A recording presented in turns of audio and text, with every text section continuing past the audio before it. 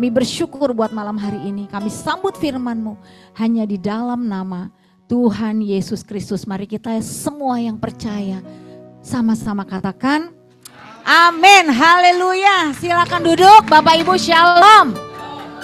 Luar biasa, yang siap mendengarkan firman Tuhan angkat tangannya semua, haleluya. Luar biasa ya, jemaat Tuhan PD Roti ini memang dari dulu hingga kini ya. Selalu on fire ya. Bilang kanan kirinya on fire ya. Dari WL Singer semua ini pemusik ya, jemaat semua dari depan sampai belakang on fire. Amin ya.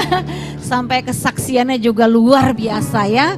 Dan saya percaya kalau PD Roti ya sampai rumah roti ya hari ini masih bisa ada semua karena rencana Tuhan yang harus kita tuntaskan ya. Ada misi Bapa di tempat ini yang dimana jemaat Tuhan di sini mari tangkap sama-sama ya.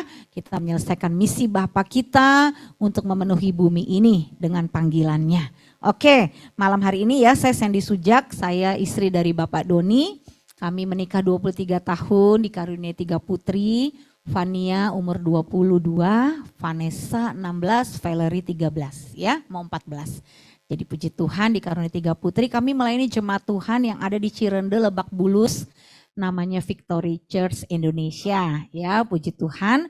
Dan saya malam hari ini mau sharing tentang keseimbangan adalah kunci kehidupan ya, katakan sama-sama keseimbangan adalah kunci kehidupan ya. Dan hari ini saya mau sama-sama kita melihat ya bahwa Tuhan itu tadi saya katakan dari awal bukan hanya mau menolong kita, tapi Tuhan mau melatih kita.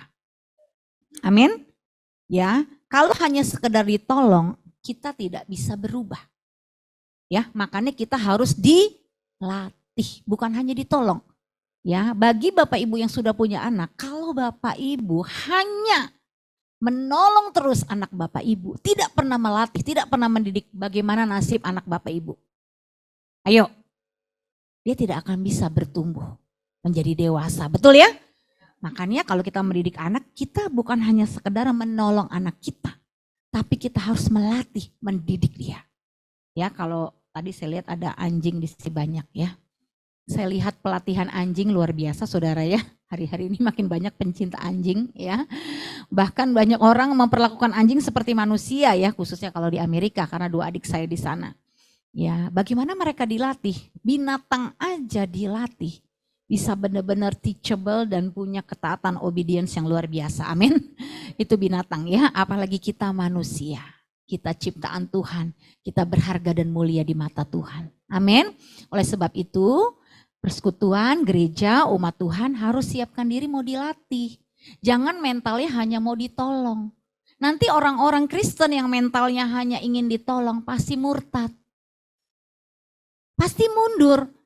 Karena buktinya sampai hari ini banyak kan doamu yang belum dijawab. Banyak kan pengharapanmu yang belum terwujud. Kenapa? Karena kau sedang diuji, dilatih. Ya, gak ada guru yang baik memberitahu jawabannya ketika muridnya sedang ujian. Jadi kalau Anda belum dijawab, Anda sedang dilatih untuk menjadi dewasa. Amin. Makanya mental anak Tuhan harus dilatih, jangan ditolong. Kalau ditolong nanti murtad, kecewa, mundur. Mana buktinya Tuhan gak jawab tuh? Wah, kita bisa kecewa dan marah. Ya, jadi di sini kita lihat ya bahwa tanpa keseimbangan segala sesuatu itu akan jatuh ya, akan hancur ya. Nah, kita lihat ya. Teruskan saja ke bawah ya, Saudara. Nah di sini apa sih yang kita mau belajar sama-sama seimbang saudara ya. Ada 4 pilar ya dalam kehidupan ya, kita lihat. Yang pertama itu saudara, next aja langsung ya, kerohanian. Katakan sama-sama kerohanian. Yang kedua keuangan. Keuangan katakan. Yang ketiga keluarga. Yang keempat kesehatan. Ya, jadi ini harus seimbang. Banyak orang hanya sekedar yang dibangun 1 pilar doang, kerohanian. Ya, rohaninya bagus. Menggebu-gebu pagi siang malam 24 jam ada di gereja, pelayanan. Tapi giliran bicara keuangan, ya, ngutang sana ngutang sini. Minta sana minta sini. Jadi berkat enggak hidupnya? Jadi beban. Betul tidak? Kerohanian bagus, keuangan belum tentu bagus. Saya sendiri dari 23 tahun menikah, 11 tahun bermasalah keuangan. Bahkan 2011 ke 2015 masih punya hutang yang harus dicicil. Dan jumlahnya tidak sedikit. Kerohanian bagus, bagus. Pelayanan, banyak pelayanan. Tapi punya masalah keuangan. Tidak bagus saudara. Ya tidak seimbang. Jangan sampai nanti waktu saya khotbah ada debt collector nungguin di belakang. Betul tidak? Bu stop dulu khotbahnya biar utang dulu. Ya kan sekarang zamannya paparazi, betul tidak? Loh ini kejadian teman saya sedang khotbah, debt collector udah nunggu di belakang. Karena ditagi-tagi di rumahnya kabur terus. Ketahuan lah dari sosmednya. Dia khotbah di mana aja nih. Ditungguin lagi khotbah. Ya, ini di sebuah gereja besar loh, 1000-an gerejanya. Dia lagi khotbah, di belakang ada yang begini-begini. Untung tim Asyir sempat panggil gitu ya. Kenapa kamu kok gini-giniin pendetanya? Dia bayar utang dulu. Rohani bagus, pelayanan di mana-mana. Tapi utang juga di mana-mana. Gesrek sana, gesrek sini. Ya. Nah, makanya harus seimbang. Yang ketiga, keluarga. Ya ada orang kerohanian bagus, keuangan bagus, berlimpah-limpah, tapi keluarga berantakan. Ya. Seperti Imam Eli.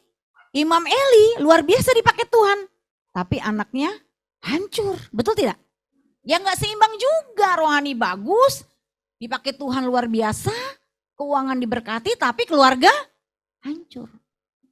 Atau yang terakhir ya, kerohanian bagus, keuangan bagus, keluarga bagus, penyakitan. Ya. Ya ini 4 harus semua dibangun, enggak hanya yang paling pertama rohani terus, betul tidak? Ya, saya ini tidak otomatis berohani saya pintar mengelola uang loh. Sejak kejadian saya punya masalah keuangan justru saya dilatih oleh mentor saya bagaimana mengelola uang. Makanya sekarang saya bisa mengelola uang dengan bijak. Sejak hutangnya lunas 2015 sampai hari ini saya tidak punya hutang lagi. Semua cash.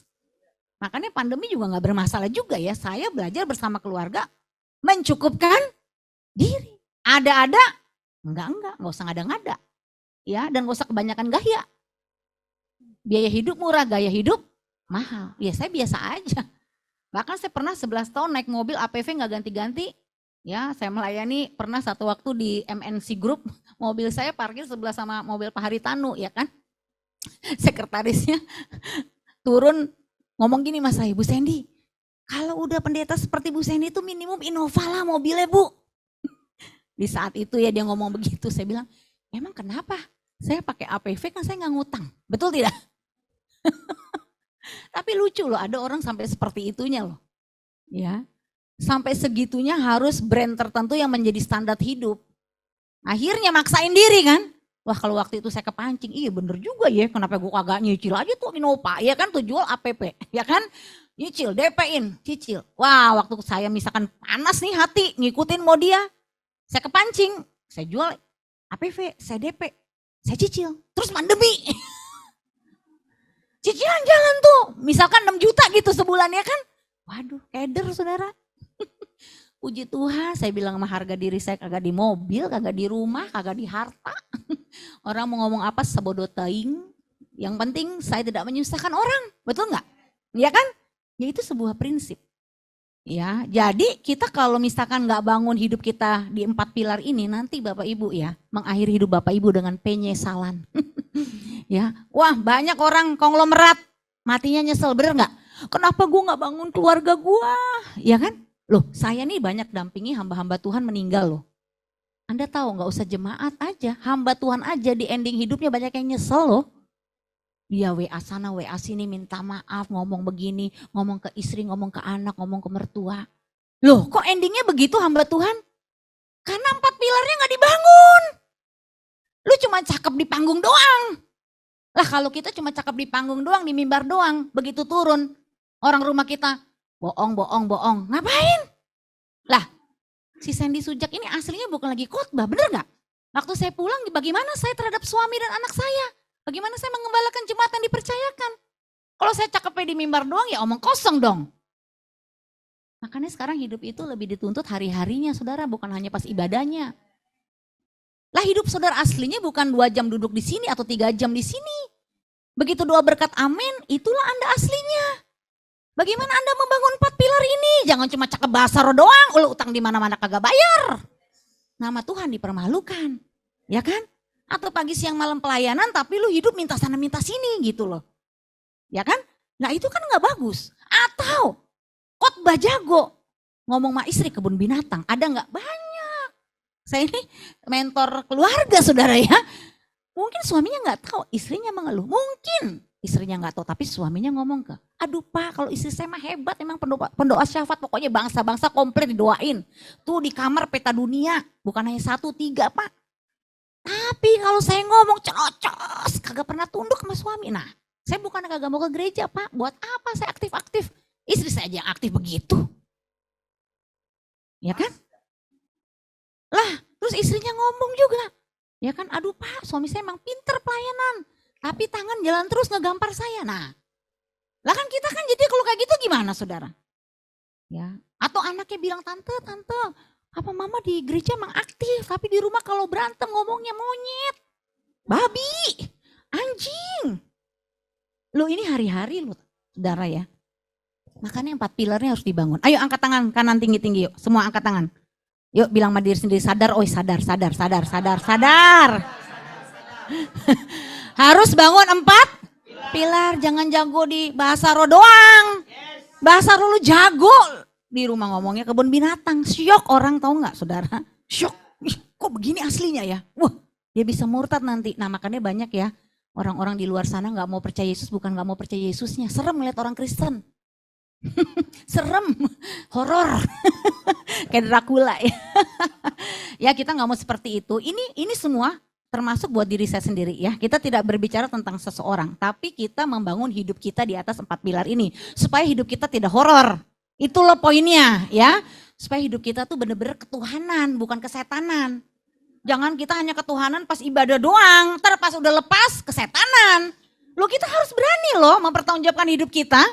Amin, makanya pandemi itu harusnya itu udah warning alarm yang benar-benar menyadarkan saya juga. Setiap hari saya juga harus bertobat, memperbaiki diri, membenahi hati. Amin. Ya, kalau pandemi udah kayak begitu kita nggak sadar-sadar mau dibawa kemana gereja Tuhan, saudara. Ya, jadi ini 4 pilar penting. Nah, membangun 4 pilar ini saya mau kasih satu kata kunci ya. Kita harus tahu yang namanya prioritas. Bilang sama-sama prioritas. Prioritas itu artinya apa sih? Fokus utamakan yang utama. Baca sama-sama yuk. 2, 3. Fokus utamakan yang utama, itu namanya prioritas. Amin. Ketika kita fokus mengutamakan yang utama, maka semuanya ditambahkan. Yuk kita baca selanjutnya. Ya. Nah kita baca yuk. 2, 3. Keberhasilan tidak ditentukan oleh banyaknya aktivitas. Setuju? Ya kan? Orang sibuk udah pasti berhasil gak? Belum ya. Tetapi karena tepatnya prioritas hidup yang kita buat. Sukses diperoleh karena apa? Prioritas yang tepat yang membuat hidup kita seimbang. Jadi kalau hari ini nih ya, saudara ya, lagi punya masalah di keuangan, masih ada hutang, belum lunas. Saudara belajar, harus punya mentor. Ya saya punya mentor keuangan, saya punya mentor pernikahan, saya punya mentor kesehatan, saya belajar loh. Loh sampai hari ini saya mentertibkan diri saya untuk berolahraga. Ya, saya tidur cukup, ya kan? Saya jaga pola makan. Itu bagian saya, betul tidak? Ya, kalau udah jaga tetap tadi misalkan kayak tante mengalami sakit, ya percaya oleh bilur Tuhan Yesus sudah sembuh. Sembuh itu sakit penyakit. Tante bersuka cita. Ya, rambut botak tetap bersuka cita. Tante suka cita kenapa? Karena tante percaya tante sudah sembuh. Walaupun dokter bilang masih sakit gini, tetap di mata Tuhan kita sudah sembuh. Tapi tetap kan kita melakukan bagian kita, betul tidak? Jadi prioritas itu penting. Ya, kita baca ayatnya yuk. Matius 6 ayat 33 sampai 34, kita baca 2, 3. Tetapi carilah dahulu kerajaan Allah dan kebenarannya, maka semuanya akan ditambahkan kepadamu. Sebab itu janganlah kamu khawatir akan hari besok, karena hari besok mempunyai kesusahannya sendiri. Kata carilah dahulu, kalau ada kata dahulu berarti kan itu berbicara tentang ada dahulu. Berarti ada yang nomor 1, nomor 2, nomor 3 dan selanjutnya. Ya. Jadi dulu saya memprediksikan dan mencermati ayat ini, saya berpikir gini loh, carilah dahulu kerajaan Allah dan kebenaran, saya pikir gini, ibadah dulu, doa dulu, puasa dulu, pelayanan dulu. Saya tuh konteksnya cuma berpikir hal-hal rohani terus gitu ya. Jadi pikiran saya yang penting gereja dulu. Akhirnya banyak orang ke gereja melakukan kegiatan aktivitas rohaninya rajin, di rumahnya berantakan. Lupa melayani suami, lupa melayani istri. Loh, papa saya itu jatuh ke dosa perselingkuhan, itu dalam kondisi dia sebagai seorang pengkhotbah loh. Cek satu ya. Mama saya justru jiwa baru dari muslim, waktu menikah jadi gak seimbang. Mama jiwa baru, papa sudah pelayanan. Tapi justru yang sudah pelayanan berkhotbah ini jatuh loh. Padahal papa saya sudah mengutamakan Tuhan, cari dahulu kerajaan Allah, sudah pelayanan nih. Sabtu Minggu gak ada waktu bahkan buat mama saya, semua dihabiskan waktunya di gereja. Tapi jatuh, karena pengertiannya salah. Carilah dahulu kerajaan Allah dan kebenarannya itu bukan hanya sekedar melakukan aktivitas rohaninya. Kalau aktif, tapi Anda gak benar-benar dapatkan esensinya, saudara, Anda gak taat sama Tuhan. Berarti gak keaktifan Anda. Loh, keaktifan Anda tanpa ketaatan itu tidak ada artinya loh. Karena banyak anak Tuhan mengkontekskan ayat ini hanya sekedar aktifnya gitu loh. Banyaknya kegiatan, jadi sibuk sendiri, pelayanan sana, pelayanan sini, tapi dia tidak melakukan kehendak Bapa sebenarnya. Nah ini jangan miskonteks ya, jangan misunderstanding, Anda harus nangkep. Ya, jadi carilah dahulu kerajaan Allah dan kebenarannya, Anda harus tahu apa perintah Tuhan untuk hidup Anda dalam hal apa, rohanimu. Mana yang masih harus bertumbuh? Amin. Mungkin karaktermu, kok masih gampang kecewa, kok masih sempat-sempatnya gosipin orang gitu ya. Di hari gini gitu ya, nah harus bertobat kan? Atau kau harus tahu perintah Tuhan apa untuk engkau mengelola keuanganmu. Ya, jangan sok belagak bego. Gak cukup Tuhan, gak cukup, gajinya kecil. Enggak, kata Tuhan kan cukup. Kok kamu bilang gak cukup terus, berarti ada sesuatu yang kita belum paham. Betul tidak? Jadi cari tahu perintah Tuhan apa soal mengelola uang. Itu loh cari tahu kerajaan Allah dan kebenarannya. Anda tahu gak kebenaran tentang keuangan? Bagaimana caranya budgeting, atur keuangan, mengelola. Supaya hidup Anda gak minta-minta, bahkan bisa memberkati. Supaya hidup Anda gak ngutang sana ngutang sini, tapi malah bisa memberi. Itu maksudnya kerajaan Allah. Lalu dalam hal keluarga, gimana jadi suami yang baik? Gimana jadi istri? Cari perintah Tuhan untuk suami, untuk istri. Dan lakukan. Itu baru kerajaan Allah dan kebenaran menjadi darah daging kita, menjadi hidup kita. Jadi lifestyle kita itu budayanya kingdom. Sehari-hari kita budayanya apa? Kerajaan Allah, kingdom apa? Pola pikir kita berubah. Ya, dulu kalau sedikit dipancing ngomel, bawel, sekarang bisa diam tenang, terima kasih. Itu kan bagus, betul tidak? Anak gak bisa dibilangin, mama percaya nak kamu anak yang baik. Kalau dulu nyerocos, nakal kamu, kurang ajar. Sekarang puji Tuhan mama bersyukur punya anak seperti kamu. Itu kan bagus, betul gak? Dulu suami ngomong gak bisa didengar, disalak mulu, ya kan? Sekarang suami ngomong didengerin, ya sayang terima kasih ya buat nasehatnya. Kan bagus, betul tidak? Ya kan? Jadi harus ada apa ya? Harus ada perubahan setiap hari. Itu baru carilah dahulu kerajaan Allah dan kebenarannya. Maka semuanya, nah orang Kristen sayangnya fokusnya cuma bait terakhirnya. Maunya ditambahkan terus. Ya kan? Kalau saya nanya ya sama seorang anak. Jadi anak saya lagi mentor ibu-ibu. Ya, walaupun anak saya masih muda, tapi dia dipercaya karena dia memang sekolah khusus ya saudara ya. Dan Joe juga sudah paham tentang mengelola uang, jadi dipercaya mentor beberapa ibu yang sedang punya hutang. Salah satu ibu lucu, tante goalnya apa nih untuk hal keuangan? Ya, terus dia ngomong gini sama anak saya, tante goalnya pengen jadi ibu rumah tangga tapi banyak duit, kaya. Langsung dia sampai rumah bingung, mah aku jawab apa tuh sama tante itu ya? Aku bingung kok jawabnya begitu. Mau jadi ibu rumah tangga di rumah terus tapi banyak duit, sesat gak tuh? Gak heran makannya susah saudara. Ya, bayar SPP nunggak mulu, sekali dibayarin teman komsel. Ya, puji Tuhan, haleluya bersaksi. Ya kan, itu sampai 13 jutaan loh nunggak loh. Gak lama nih didiemin, nunggak lagi. Wah kita diem-diem gak usah ngomong ya. Kita telepon kepala sekolah. Bu kita bayar tapi jangan bilang tuh ibu. Di gereja dia bersaksi, puji Tuhan, Tuhan buat mujizat dalam hati. Gue tahu yang bayar, ya kan. Ketiga, kita pikir bertobatlah sebab kerajaan Allah sudah dekat. Apa tahu Kak? Nunggak lagi. Sampai sekarang belum kebayar. Kita sok nggak tahu aja, bodoh ting. Nah model begini Numan namanya, tau nggak? Numan.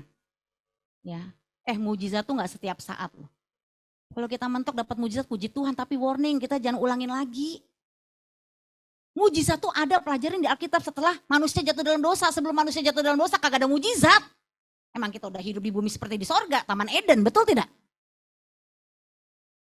Jangan dong mental mujizat, terus harus belajar.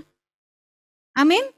Makanya harus mengupas firman tuh dengan dalam gitu. Jangan asal denger. Sukacita di tempat. Boleh, bagus. Tapi respon setelah itu melakukan aplikasi firmannya itu gimana? Mesti punya. Jadi dididik saudara. Makanya kami 2 tahun ini bangun kelas mentoring. Kami merangkul orang-orang yang punya hutang. Sekarang puji Tuhan udah di 26 kota dan 8 negara. Orang-orang stres yang kita rangkul saudara. Yang udah terbuang, punya utang pinjol, apa segala macam, kartu kredit. Terus persoalan rumah tangga, suami selingkuh, istri selingkuh. Waduh saudara, dari berbagai kota nangis setiap hari. Ya kita lewat pelayanannya lewat Zoom saudara. Sampai sekarang akhirnya sudah kita lakukan yang namanya setiap pagi itu ada doa pagi. Kenapa? Karena mereka gak bisa kalau gak didampingin, gak ketemu Tuhan sendiri, gak cukup di mentor, tapi mereka harus mengalami Tuhan. Every day, akhirnya kita ada doa pagi deh, sesi pertama jam 4, jam 5, sesi kedua jam 5, jam 6. Ya dari cuma 2-3 orang. Ya, sekarang yang sesi pertama udah 80-an orang. Sesi kedua udah 200-an orang. Itu orang-orang stres semua, tapi hidupnya sekarang diubahkan. Dulu ya kalau pelayanan retret nunggu pelayanan pelepasan ya, inner healing nunggu retret ya. Sekarang Bu, tiap hari di breakout room. Naik ke genteng, Bu gak ada signal, naik dulu sampai kepahitan sama mertua, kepahitan sama suami. Aduh, mereka orang-orang yang masih kontrak di petak-petak yang susah. Dari berbagai latar belakang denominasi ya, tubuh Kristus kita saling melengkapi, amin. Ya mereka dilawat Tuhan, jadi setiap hari nggak bingung nyari orang bersaksi. Ya, setiap hari ada kesaksian. Itu sakit autoimun tante 20 tahun juga sembuh. Sakit lupus sembuh. Ya, itu ginjal kemana-mana pokoknya, kanker tulang belakang semuanya sembuh. Banyak yang sembuh. Ya, jadi hari gini tuh ya kesembuhan tuh menjadi berita yang sebenarnya harusnya setiap orang Kristen alami. Emang Tuhan bilang kita sudah sembuh. Oleh biru-biru Yesus kamu akan sembuh atau telah sembuh? Sudah. Iya, kesembuhan kita tidak bergantung hasil medis. Biar hasil medisnya kanker tetap kata Tuhan kamu sudah sembuh. Loh iya, betul ibu-ibu. Ya Bapak Ibu, jadi kita di sini sekarang udah masuk ke dimensi yang namanya perkataan Tuhan itu real, bukan abu-abu. Kalau Tuhan ngomong, Tuhan bersabda jadi. Iya, Tuhan mau pulihkan 4 pilar hidupmu. Tuhan mau kok menjadi anak-anaknya tuh yang benar-benar bersinar gitu loh. Bukan hanya jago memuji Tuhan, mulut memuji Tuhan tapi hati menjauh, tapi dibuktikan dalam hidupmu sehari-hari. Ya, jadi next prioritas itu jadi sama dengan urutan yang benar. Ya, saya kasih contoh kalau kita masak misalkan mie instan, itu kan ada aturannya. Masukin air dulu atau mie-nya dulu? Air dulu. Kalau masukin mie-nya dulu, gosong bisa dimakan enggak? Enggak. Ya hidup kita juga seperti itu. Ibu-ibu yang bisa masak kue, ya kan? Harus juga sesuai urutannya, kalau enggak kuenya jadi bantet. Loh kok bangun hidup sendiri enggak sesuai urutannya? Kan aneh. Masak tahu urutannya, bangun hidup kok nggak tahu urutannya, makanya nggak heran banyak hidup orang Kristen hancur. Hancur ya berkeping-keping. Karena dia tidak pernah bangun prioritas hidupnya. Ya, nah di sini kita penting ya supaya pikiran kita itu dibaharui. Ya, kita mengalami yang namanya metanoia, itu pertobatan pola pikir. Nah, akibat hidup tanpa prioritas itu yang udah pasti adalah powerless. Gak ada kekuatan. Orang gak tahu prioritas, gak tahu arah hidupnya. Pasti capek, letih, lesulung, leletoy, lebay, baper. Ya lama-lama jadi koper. Korban perasaan. Lama-lama senyo. Ya stres, depresi, gila. Makanya banyak orang sakit jiwa, mental illness. Psikopat. Ya, saya pelayanan hari Minggu ke ITC Ambasador, sana sini ditutup. Kenapa sih Pak ditutup? Baru kemarin Bu jam 3 siangan itu jam 3 sore ada orang bunuh diri loncat dari lantai 5.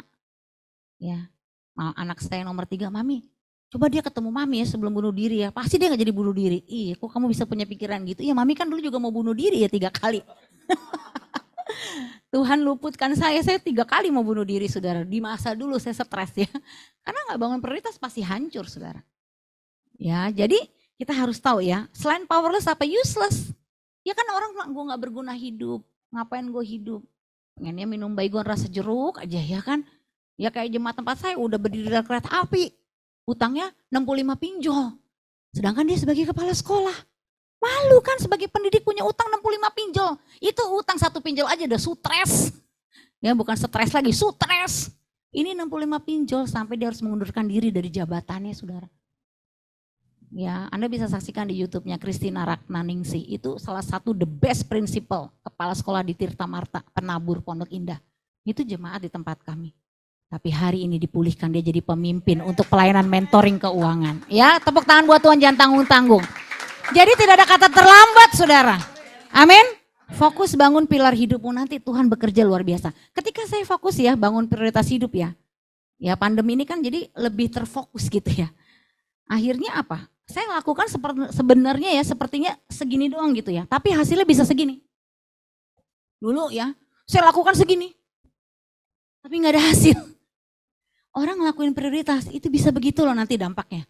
Anda lakukan yang utama nanti itu efek dominonya zut kena semua. Benar deh.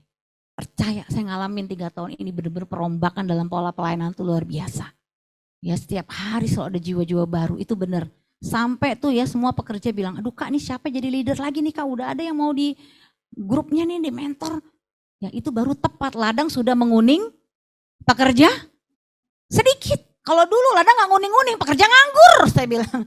Tapi setelah pandemi ladang sudah menguning, ini mau nyari leader, bangkitin leader sekarang harus lebih dipercepat. Kenapa? Karena jiwa barunya banyak saudara masuk. Ya, jadi kita persiapan loh, ini sungguh-sungguh tahun rahmat Tuhan yang luar biasa. Ya, amin saudara ya, jangan sampai hidup kita jadi berantakan. Tuhan mau pulihkan semua aspek hidupmu, amin. Jadi penting sekali saudara, benahi prioritas itu sama dengan supaya hidup saudara full power. Amin ya, kalau saudara tahu prioritas hidup saudara full power. Nah saya mau kasih contoh tentang Ishak saudara, di Kejadian 26 ayat 12 sampai 13, Ishak luar biasa. Salah satu tokoh yang benar-benar tahu prioritas hidup saudara ya. Kita baca sama-sama, maka menaburlah Ishak di tanah itu dan dalam tahun itu juga ia mendapat hasil berapa? 100 kali lipat sebab ia diberkati Tuhan. Dan orang itu menjadi kaya, bahkan kian lama kian kaya. Sehingga ia menjadi sangat kaya. Ishak menabur itu di masa kekeringan saudara. Ishak itu tahu prioritas hidup saudara. Orang nyimpen, dia nabur. Ya, dia tahu kapan harus menabur. Makanya di tahun itu juga dikatakan ia menuai 100 kali lipat. Makanya lihat saudara, orang yang tahu prioritas pasti menuai 100 kali lipat. Kenapa orang kadang nabur-nabur aja gak nuai-nuai, dia gak tahu prioritas. Saudara jangan pikir gini ya, nabur itu harus, wah ada kebutuhan ini, tabur. Tapi saudara selingkuh finance, tau gak? Ada orang nih ya, banyak dalam gereja saya lihat ya, nabur kemana-mana, tapi kebutuhannya sendiri belum dibayar. Akhirnya saya nih punya temen ya, dia tuh tukang nabur di mana-mana. Tapi SPP anak ya sama, gak dibayar juga. Atau nabur di mana-mana, SPP anak nawar. Bikin malu gak saudara? Dia bisa memberi banyak kemana-mana, tapi SPP nawar, beli sayur, diperes itu tukang sayur, padahal dia bisa nabur kemana-mana. Ya sadis saudara kadang-kadang ya. Nah jadi enggak tepat gitu ya. Nabur itu kan harus di tanah yang subur, bener enggak ya? Enggak harus ke setiap tempat kok. Kita memang mesti minta hikmat Tuhan saudara. Dan yang pasti sebelum nabur kita tuh harus tahu prioritasnya kita. Ya nanti kita lebih belajar lagi. Dan apa hasilnya saudara? Setelah Ishak diberkati dan menjadi sangat kaya, di Kejadian 26 ayat 25 baca sama-sama. Sesudah itu Ishak mendirikan apa? Mesbah di situ dan memanggil nama Tuhan. Lalu ia memasang kemahnya di situ, lalu hamba-hambanya menggali sumur di situ. Next, jadi lihat Ishak tuh tahu loh prioritas. Yang pertama mesbah, yang kedua kemah, yang ketiga sumur. Dia tahu urutan yang benar. Orang tuh ada mesbah. Pokoknya doa, puasa. Keluarga nggak diurus, berantakan saudara. Ya kan? Harus seimbang. Ini semua dibangun secara bersamaan. Ya makanya mesbah itu bicara apa? Utamakan Tuhan, cari perintah Tuhan, lakukan perintah Tuhan. Seperti Petrus waktu paceklik, ya jadi nelayan. Ya dia cari ikan semalam-malaman gak ada hasil. Tuhan suruh Petrus kamu ke tempat yang dalam. Dia pergi ke tempat yang dalam, dia utamakan perintah Tuhan. Dia menuai ikan sampai jalannya koyak, betul tidak? Iya itu mengutamakan Tuhan tuh benar-benar dia mendengar perintah Tuhan di masa sulit dia. Ya. Dan benar-benar kita langsung apa saudara? Kalau kita beres dengan Tuhan, pasti kita juga beres dengan hubungan sesama. Enggak ada orang tuh beres sama Tuhan, konflik sana sini. Sini buat masalah, situ buat masalah. Ya kan? Orang-orang jadi pahit dengan kehadirannya. Enggak ada saudara. Kalau kita semakin dekat Tuhan, karakter kita semakin sama dengan Tuhan. Amin. Enggak jadi sombong, enggak jadi angkuh. Ya, kalau kita makin dekat Tuhan harusnya makin rendah hati dong. Amin. Jangan sok-sokan busungkan dada, angkat kepala begini, mandang orang rendah. Enggak ada kayak begitu saudara. Kalau kita makin dekat Tuhan, hubungan kita dengan sesama, kita enggak mengkastakan orang. Amin. Semua berharga dan mulia di mata Tuhan. Ya, hubungan dengan suami dipulihkan, dengan istri dipulihkan, dengan anak dipulihkan. Hubungan dengan Tuhan beres, saya percaya. Hubungan keluarga pasti pulih. Ya, dampaknya apa? Nanti ke pekerjaan, pelayanan juga powerful, luar biasa. Ya, Anda di rumah beres, Anda keluar rumah juga pasti beres dan menjadi berkat. Ya, jadi seperti itu polanya ya. Nah, prioritasnya dimulai dari mana sih prakteknya? Ya, saya sederhana aja ya. Sekarang langsung praktek ya. Dimulai dari prioritas di pagi hari. Contohnya siapa? Ya Tuhan Yesus sendiri, Markus 1 ayat 35, baca sama-sama yuk. Pagi-pagi benar, waktu hari masih gelap, ia bangun dan pergi keluar. Ia pergi ke tempat yang sunyi dan berdoa di sana. Jadi kalau mau belajar prioritas hidup, semua ditentukan dari mulai apa? Pagi hari. Tuhan Yesus aja bangun pagi waktu hari masih gelap. Siapa kita sosokan? Habisnya hujan, sekarang musim hujan pastor. Makin ngorok ya kan? Ya. Saya juga dulu gitu, alasannya capek Tuhan, jam 11:30 aja masih konseling. Gak tahu prioritas hidup lama-lama, mati muda saudara. Lah kalau terus-terusan kurang tidur, alasannya pelayanan. Ya kan gak bagus juga, betul tidak? Berarti kita tidak bisa memanage waktu. Kok sampai tengah malam konseling, sampai jam 2 pagi masih pelayanan sana pelayanan sini. Berarti kan gak tahu prioritas hidup, benar gak? Lah saya juga bertobat saudara. Sekarang kami bangun pola, belajar prioritas itu mudah, menang di pagi hari. Coba praktek. Nah kalau mau cara bangun kebiasaan ya, 21 hari gak boleh bolong. Komitmen, itu kami melatih nih ya, sampai sekarang tambah banyak. Nah ini kan mereka jadi diubahkan, mereka ajak orang. Saudaranya di kota ini, saudara di kota ini, dari Papua, Surabaya, Balikpapan, semuanya. Sampai Singapura, sampai KL, sampai Eropa, beberapa negara, saudara Inggris datang. Ini jadi dari mulut ke mulut mereka diubahkan. Orang yang berubah ini menjadi inspirasi. Kok lo lain sih sekarang hidup lo? Nah dia ngajak gue ikut Victory Morning Prayer. Ikut doa pagi, dia ngajak teman saudara. Jadi seperti itu. Nah kita tanamkan gimana caranya bangun pola yang baru. Harus 21 hari gak boleh bolong. Itu cara bangun kebiasaan yang baru. Nah kalau sudah lulus nih 21 hari gak bolong, ulangi sekali lagi. Harus 21 hari lagi gak bolong. Ulangi kedua kali. Lalu kalau udah jebol, ulangi dua kali ini ya, 21 hari full nonstop, ulangi sekali lagi. 21 hari kali 3 kali diulang jadi habit yang baru. Tapi kalau masih bolong-bolong Senin Kemis mohon maaf, gagal total saudara gak bisa. Ya emang harus ada harga yang dibayar saudara. Kita hidup itu harus memilih, harus buat keputusan. Amin. Saya pun buat keputusan. Saya baru benar-benar komitmen disiplin bangun pagi. Itu baru 1,5 tahun. Sebelumnya saya pun sering kebablasan. Bahkan kalau udah capek pelayanan bisa kagak doa pagi. Ya, nanti akhirnya khotbah tinggal khotbah, gak ada persiapan, gak ada hubungan dengan Tuhan. Berasa aja masih di ladang Tuhan, padahal udah jauh tenggelam ke langit bumi. Ya kan? Karena kita gak disiplin. Makanya rohani itu disiplin. Kita bangun pagi bukan untuk diselamatkan, bukan untuk diberkati lagi ya poinnya ya. Karena kita sudah diselamatkan, kita sudah ditebus, kita sudah diberkati ya. Kita cari Tuhan dong pagi hari. Bangun pagi bukan untuk cari berkat, cari Tuhan. Anda dan saya sudah diberkati bukan untuk supaya cari berkat Tuhan. Tapi kita sudah diberkati makanya kita cari Tuhan. Supaya kita semakin mengenal Tuhan. Kalau kita makin disiplin secara rohani, kita yang untung. Kita kan semakin mengenal Tuhan saudara. Kalau Tuhan ke kita udah gak usah diuji lagi, udah terbukti. Ya, mulai dari sini saudara makanya. Kalau di sini menang nanti ritme pola hidupmu. Kan saya kalau pagi itu 3:30 udah pasti standby. Sampai jam 7, kenapa? Kita ada komsel kan, komunitasnya itu di breakout room. Jadi saya keliling, mantau keliling breakout room. Ya, gimana perkembangan sini, perkembangan, wah coba bangun. Ya mereka tuh semangat sekali saudara, tiap hari seperti itu ya. Berkumpul Senin sampai Sabtu saudara. Ya nanti setelah itu jam 7 saya lakukan tugas rumah tangga, perhatikan makan pagi anak, suami, semuanya kan harus komplit, harus beres ya kan. Saya atur pekerja karena saya tinggal di gereja ya, staf kerja semua pekerjaan beres. Baru ada tugas keluar, saya sempatkan juga seminggu minimum 3 kali keluar untuk berolahraga, selebihnya di rumah ya kan. Ya harus atur waktu. Ya, dan tugas-tugas pelayanan seperti ini. Walaupun saya pulangnya nanti misalkan dari sini pun jam 11 nyampe atau jam 10 atau jam berapa, ya tetap saya jam 3:30 bangun. Kalau suami saya malah lebih pagi lagi jam 3 udah mandi. Karena dia harus tetap pimpin perenungan salib setiap hari. Kita bawa hidup kita ke salib Tuhan. Amin. Di sanalah pusat di mana kehidupan kita dibangun. Ya itu memang mesti ekstra saudara. Kalau enggak ya memang balik lagi akhirnya enggak tahu prioritas lagi. Ya, jadi saudara lihat yang selanjutnya urutan yang benar dalam pernikahan ini penting ya. Yang bagi yang belum nikah ya pelajari baik-baik ya urutannya apa? Segambar, diberkati, baru beranak cucu. Ya seks ya hubungan seks. Kan beranak cucu artinya apa? Hubungan seks. Ya tapi anak sekarang atau saudara mungkin sebagian besar dulu urutannya kebalik. Saudara hubungan seks dulu ya. Jadi pernikahannya sudah tidak kudus, saudara terus baru diberkati. Makanya gak heran berdarah-darah rumah tangganya banyak kekacauan.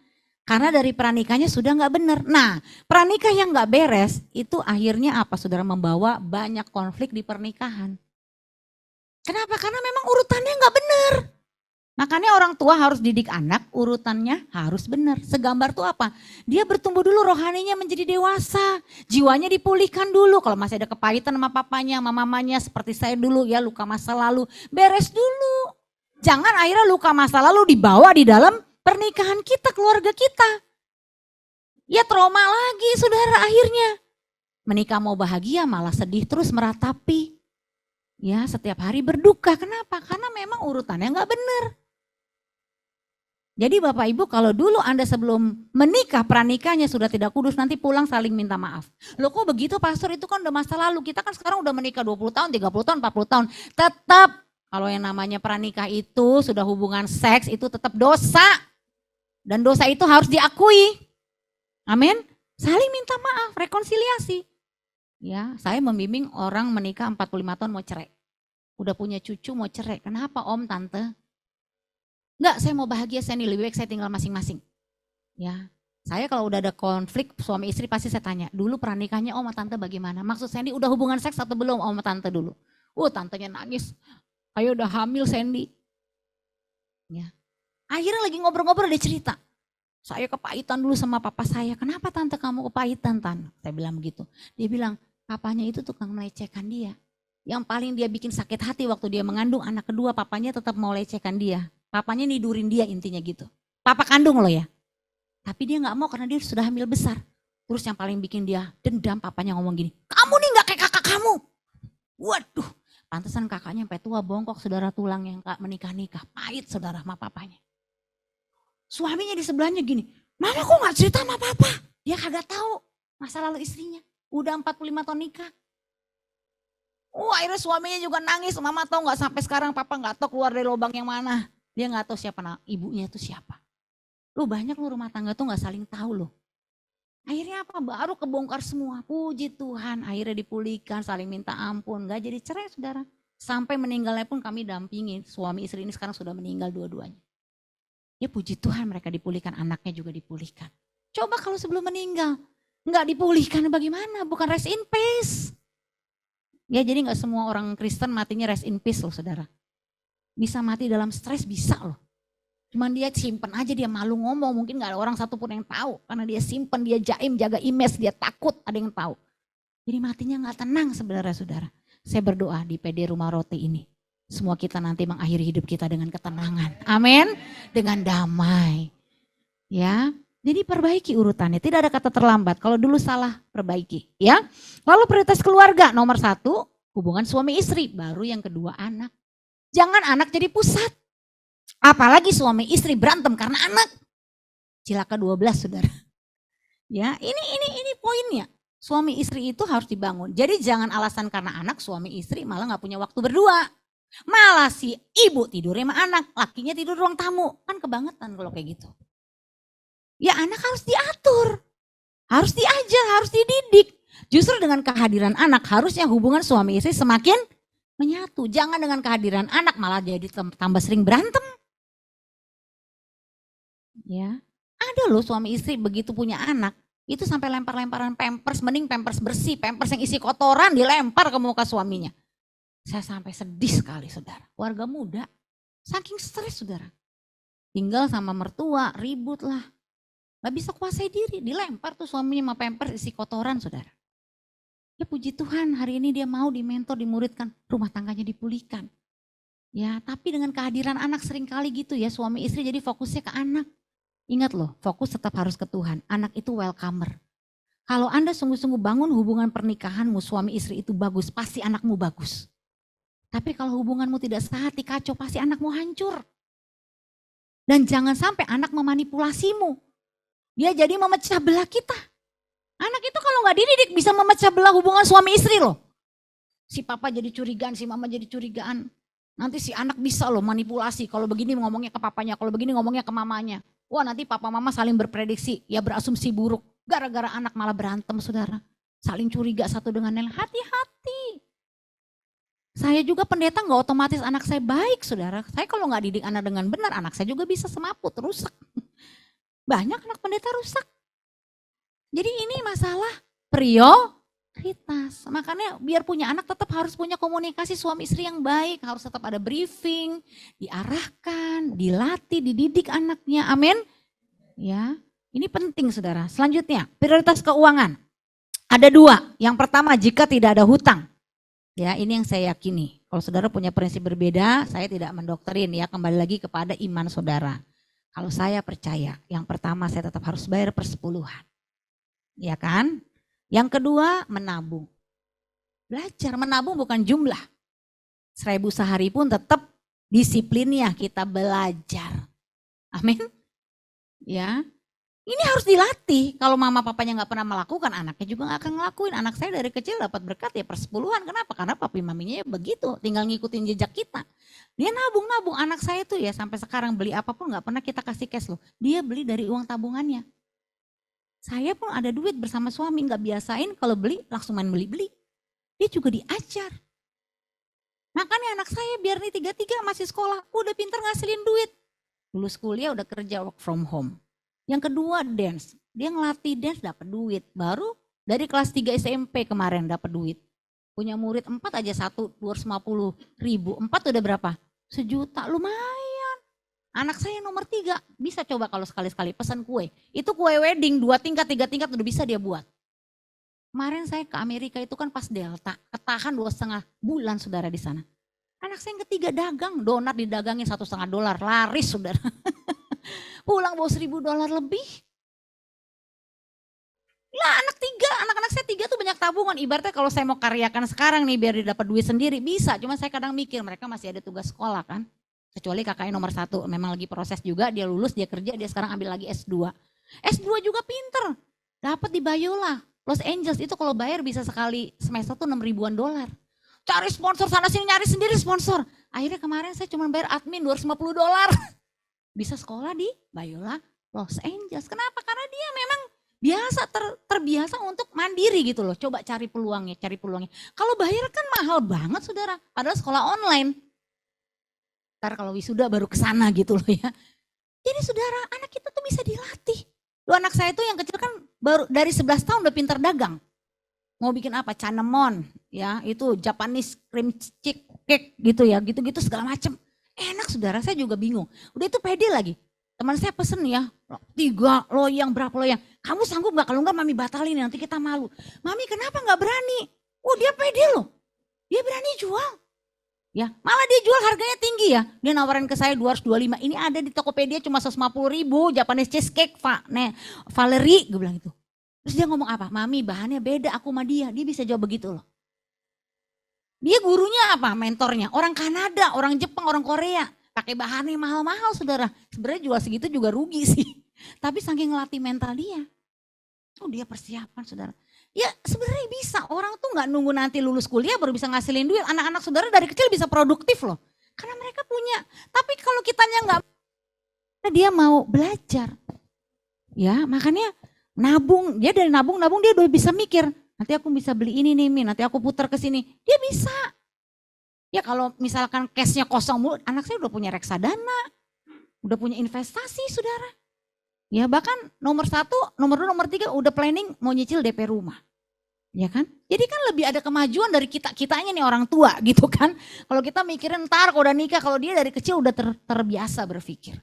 Ya harus diajar saudara. Lalu apa? Biaya hidup baru investasi. Nah kalau punya hutang, tetap bayar persepuluhan enggak? Kalau saya bayar, tetap.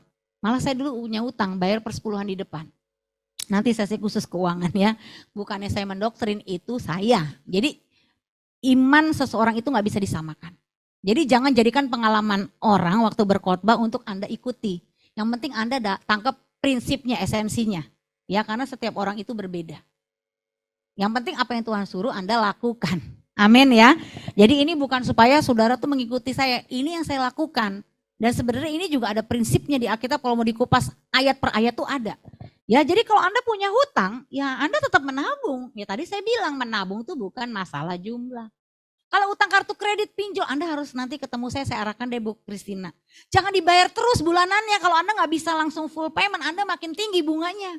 Ada caranya, ada tekniknya. Ya, benar ada tekniknya. Dan itu memudahkan saudara nanti cara menjawab ke banknya, cara hadapinya, semua detail udah ada paketnya kok. Ya kita mentoring sebenarnya 4 bulan untuk masalah hutang. Tapi khusus saudara nanti bisa sejenak untuk saudara hadapi langsung dengan Bu Kristina ya bagian ini, supaya saudara dibantu. Ya, jadi saudara jangan salah menghadapi bank gitu maksudnya, karena di sini ada teknis ahli, memang orang bank yang mengerti ya proseduralnya. Lalu bayar hutang saudara, ya dan biaya hidup. Nah nanti di sini saudara lama-lama jadi pinter, bijak. Anda nggak biaya hidup dari hutang lagi, tapi Anda sudah bisa mengelola dengan bijaksana. Ya itu tujuannya ya. Jadi tidak sesimpel itu saudara saya bahas 4 pilar ini. Ini membutuhkan waktu, ya paling tidak penyesuaiannya 3-5 tahun untuk setiap pilar. Ya kalau pilar rohani sudah terbiasa dibangun lah ya, anggap sudahlah semua kita punya standarnya. Tapi untuk keuangan keluarga itu terus seumur hidup kita harus belajar Bapak Ibu, sampai sekarang pun saya masih terus belajar. Saya juga masih terus belajar. Ya, nah kalau pola hidup sehat itu cuma 5 ya terakhir ini. Ya pola hidup sehat, mau sehat? Amin. Yang pertama jaga pikiran. Pikiran happy pasti sehat. Gak usah pikir yang aneh-aneh, gak usah overthinking, asumsi negatif, buang semua jauh-jauh, amin. Pikirkanlah seperti apa yang Tuhan pikirkan, apa yang manis, ya apa yang kudus, suci, mulia, sedap didengar, patut dipuji, pikirkanlah semuanya itu, Filipi 4:8. Kalau pikiranmu pikiran Kristus pasti sehat, hati yang gembira adalah obat yang manjur. Obat itu tidak menyembuhkan. Betul gak saudara? Obat itu hanya menolong di awal, tapi tidak menyembuhkan. Bukan, hatimu yang gembira itu yang menyembuhkan. Amin Bapak Ibu. Makanya kalau Anda stres, itu yang keluar di dalam tubuh Anda tuh hormon kortisol. Hormon kortisol itu hormon penyakit. Jadi kalau orang pikirannya stres itu pasti ngegas terus tuh hormon kortisol. Tapi kalau Anda happy itu hormon endorfin. Hormon sehat. Amin. Bahkan dokter pun sekarang mengakui 90% penyakit disebabkan karena pikiran negatif. Bukan karena faktor makanan. Jadi kalau pikiran kita pikiran Kristus, hati kita bersih, tidak menyimpan dosa, kita hidup dalam damai sejahtera. Amin. Kita bersuka cita, kita bergembira karena Tuhan, pasti sehat. Amin Bapak Ibu. Ya, jangan izinkan stres berkepanjang. Kalau udah stres dikit asam lambung, GERD lah, vertigo lah, ya kan. Waduh, jantung lah. Ya, saya waktu stres masalah keuangan, benjolan tumbuh saudara, di kanan 9, di kiri 6. Saya nggak bisa saksikan sekarang. Itu karena saya stres. Ya, sekarang sudah hilang semua karena saya happy saudara, amin. Saya nggak operasi, saya nggak minum obat, sembuh. Kenapa? Pikiran saya sembuh. Iya, penyakit atau kesembuhan itu mindset. Kalau mindsetmu benar, pasti sembuh. Loh itu firman kok, perkataan Tuhan masa bohong. Tapi kalau mindset kita sakit, ya pasti kita sakit. Ya, jadi itu berpengaruh semua sudah dari rohani ke jiwa ke tubuh. Kalau rohani sehat, jiwa sehat, tubuh sehat. Asal dijaga ya, itu ya apa? Pikiran lalu apa? Pola makan, minuman kita, air putih harus cukup. Amin. Jangan tiap hari kopi mulu. Ya, kopi, teh, air putih enggak, ya enggak bisa. Tetap saya juga atur. Sebelum kesini udah kencing-kencing mulu nih, minum glegek. Ya, ya harus tetap. Saya makannya kalau di rumah ada botol besar, seliteran, 1,5 liter. Ya, jadi ada ukurannya. Ya, Bapak Ibu terserah mau budayanya gimana, bangun yang penting harus cukup, bener ya. Lalu olahraga, setengah jam aja jalan pagi lah, gak usah muluk-muluk. Jalan aja jalan, sambil lihat langit, jalan angkat tangan, terima kasih Tuhan, how great is our God, bener gak? Ya keliling aja, gak usah muluk-muluk, gak usah ngejim-ngejim lah, bayar-bayar ini itu, udah jalan kaki. Ya, mulai dari situ dulu lah. Amin, setengah jam, sehat saudara. Lalu istirahat yang cukup. Jadi kalau sebelum tidur tuh ya, tipsnya jangan pegang handphone.